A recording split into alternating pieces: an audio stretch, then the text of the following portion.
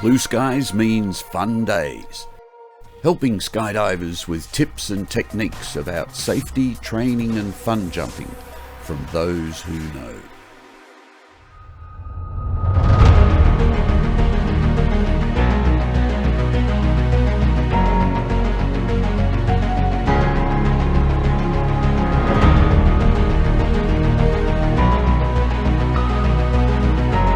Project 19 was originally inspired by the centennial of the 19th Amendment.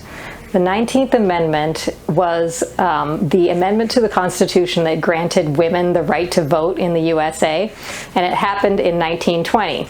So originally, we planned on doing Project 19 in 2020, a 100-way women's vertical world record to commemorate the 100th anniversary of women's right to vote.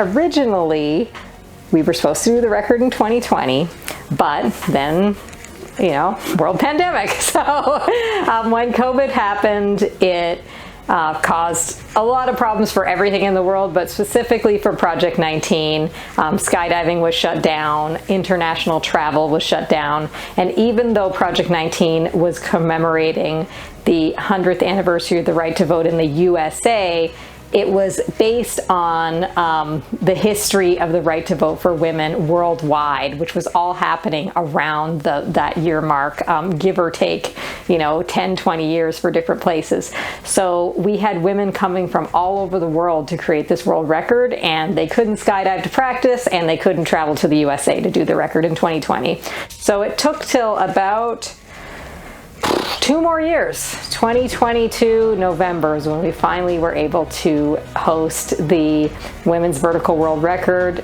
Project 19 at Skydive Arizona.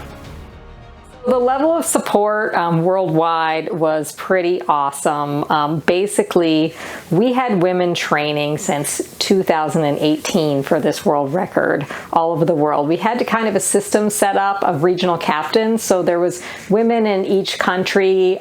And then again, pandemic pause. Okay, so not everybody was skydiving for a while, but we did have sort of online Zoom sessions where we had basically people from around the world, like Melissa Nelson, doing seminars on breathing, on hypoxia, on different stuff that we could sort of train non-skydiving stuff. Dan BC did a seminar for all the women on visualization. So there was a lot going on for people to keep active and keep engaged, even if they weren't skydiving. And then when skydiving started back up, sort of trickling in 2021, the regional captains were back at it. Basically, in 2022 is when everybody started training hard at their home drop zones in countries around the world. And then we had a few camps. There was still a bit of selection going on for European teams and South Americans because they kind of didn't get to do their selections in the earlier part of COVID, and everybody was kind of getting really into Project 19 again, both women and men. We had lots of male supporters or male allies, we kind of like to call them in the lingo, who really helped train women as well and kind of were on the scene helping everybody get ready. So there was a lot of international support. Uplifting Arizona, history in the making over the holiday weekend, bringing together women from all around the world to Eloy, Arizona. They're hoping to deliver world record glory in death-defying fashion. ABC 15's Cameron Polo shows us how. You're falling at the earth about 200 miles an hour. Melissa Nelson is a professional skydiver with Project 19, a team of female adrenaline junkies hoping to inspire girls and women everywhere to live bold, brave lives with each breath. When the record finally came and everybody was there in our room getting ready, we were just like, whoa, like mind blown. We've been working on this for 4 years now, maybe almost 5 years. And finally, all this amazing team of women from around the world had assembled. Just the top female free flyers in every country were there. And it was so badass and everybody was so excited. So there was a general stoke level from everyone just because it had been a dream that we've been trying to achieve for so long and it was finally happening. I think there was also just a level of appreciation and gratitude because we had so much sponsorship from the Women's Skydiving Network towards the event in general. having everybody assembled and there was just so amazing. And then, the first thing we did was this giant 3-hour briefing, which I don't think anyone expected. But we basically laid out almost like, your classic big wave belly record. We consulted with some of the real experts on the field on how they do it. We laid out all the expectations, all the standards, how we were going to dirt dive, how we were going to do each jump, how the flow was going to go, and what was expected of every person. So it wasn't just like, okay, if you're good, you're on this record. It was like, this is how we're going to do it. This is how we're all going to learn together and build as a team. And we're going to keep you informed and keep you engaged every step of the way. So I think even though maybe not everybody had enough snacks for that meeting, I think everybody really appreciated the effort we put into it to kind of help everybody understand where this week was going to go. So I believe we did 25 jumps, give or take. I think it was 25, but I'm not 100% sure. Might have been 24, might have been 26. I think it was 25, but basically we kind of had a step-by-step process, which we outlined in the meeting. So we started out just getting the 40-way base, which had also trained at the tunnel in Abu Dhabi beforehand. There were some minor changes, but most of those women were in the same slots, and most of those women were recreating those slots in the sky.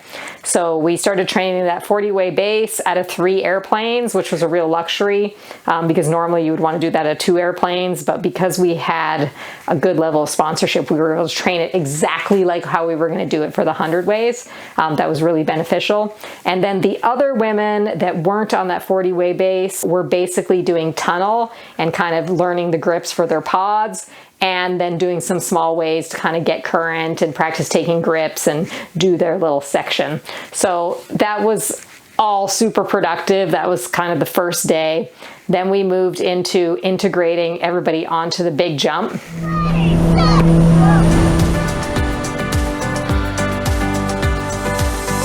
We had the 40-way base taking grips, and then we had everybody who was around it just going to their stadium slot and not taking grips. So again, our step-by-step process was basically like the exit, then they moved to their stadium position, they assessed their fall rate, they checked levels, they checked body position, and then that's all we were doing on first jump. And then slowly we started letting layers dock throughout the day.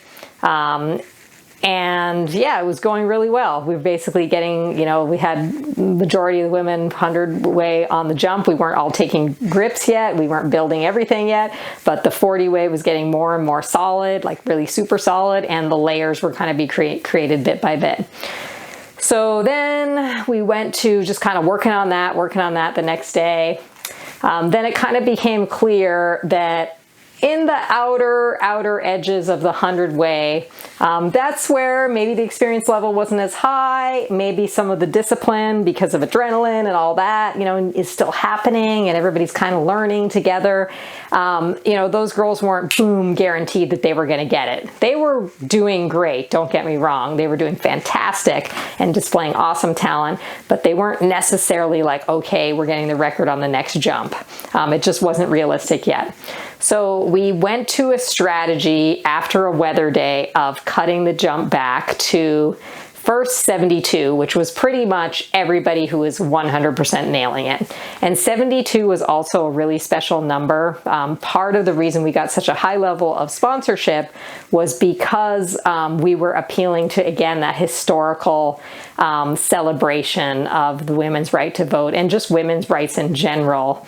We know kind of all over the world, and especially here in the US, that women's rights are under attack in some form or another, different types of rights in different countries around the world. But, we never really thought we'd go back to a place in the US where women's rights would be under attack, and here we are. So, that was kind of important for us to highlight that issue, and that, bringing people back to the history and celebrating the history is a really good way to do that, that we all had to fight for these rights and they didn't just kind of boom happen to us. And most people were born into a situation in many first world countries where they had all their rights, and now they're kind of like, what? That could get taken away? Huh, I never knew that was even possible.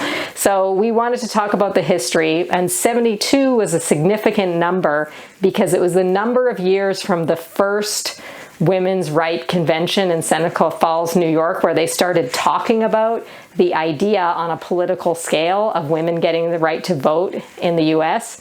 It was from that year, I believe it was 1848, is that the math right?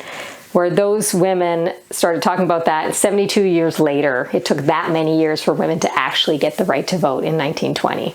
And it wasn't just the US. This same process was happening in countries around the world. It was mirrored in all different countries, and suffrage jets, as they called them in England, and women's suffrage, as they call it in the US, those people were in communication, and there was some sort of global communication and understanding because it was a movement happening all over the world. So 72, getting back to the jumps, was what we first did.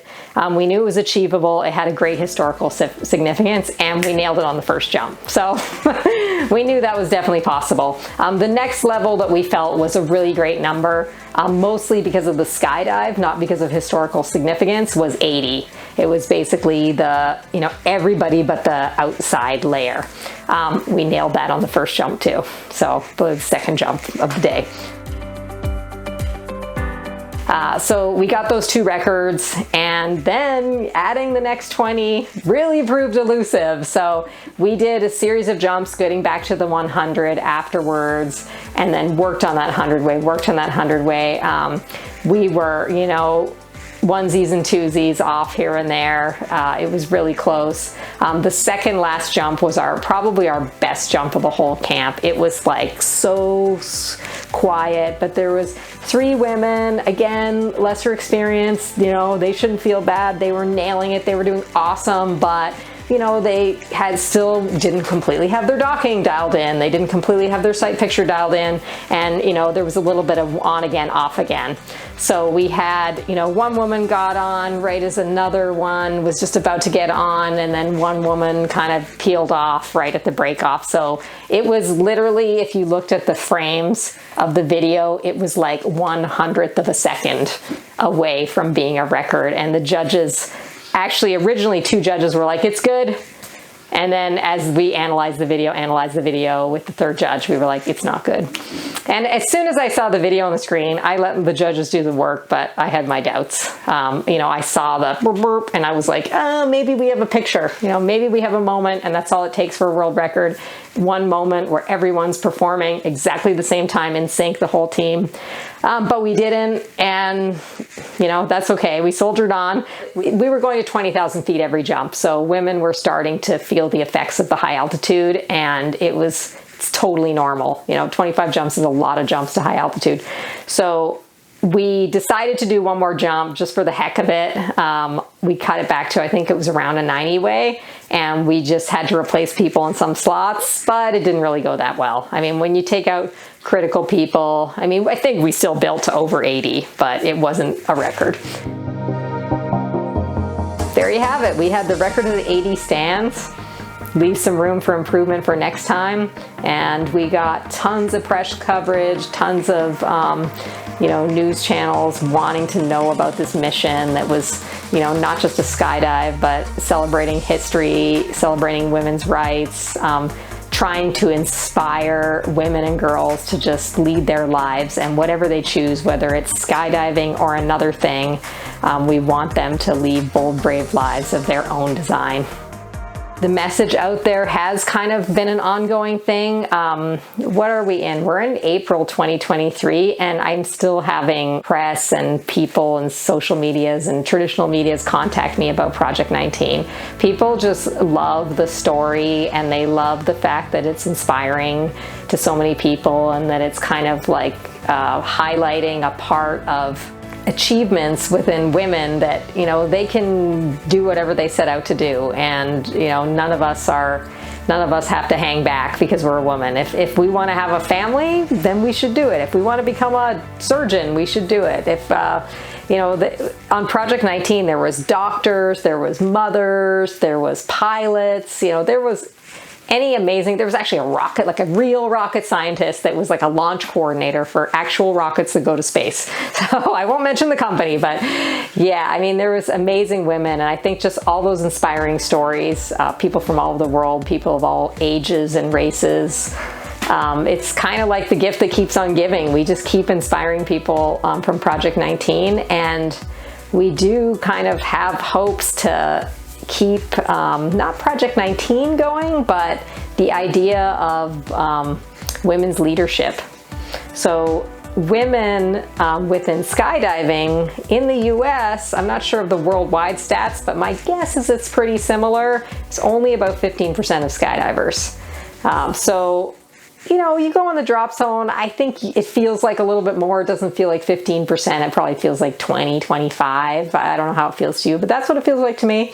But according to the actual registered numbers, it's 15%. And if you think about world leaders, you know, how many world leaders are women? Not that many, maybe 15%, maybe less. If you think about company leaders, how many company CEOs are women? Maybe 15%, maybe less. If you look at doctors in hospitals, how many are women?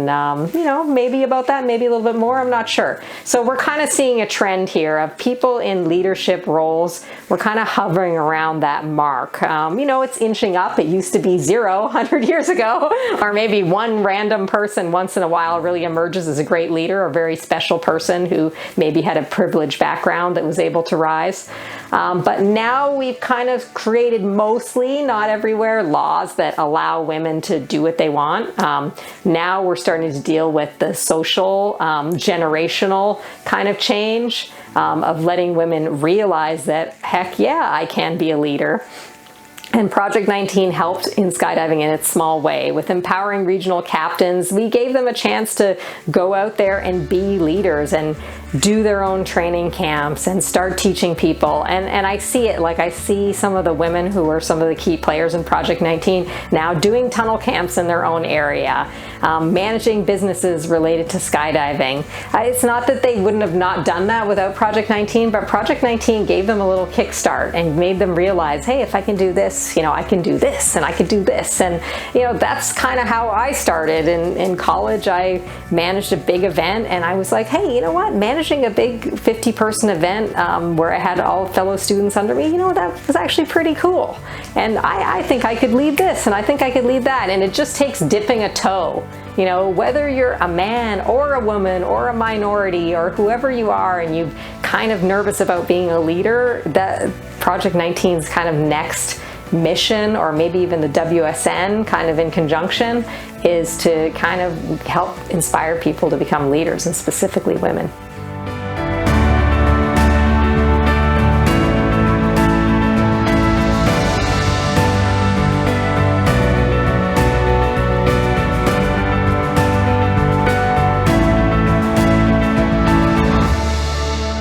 Just a quick note to our skydiving family. Blue Skies Fun Days is here to help our family grow, have fun in the sky, and to do it safely. Be sure to subscribe to the channel, ring the bell, and tell your friends about the lessons we have on offer to help everyone become better skydivers.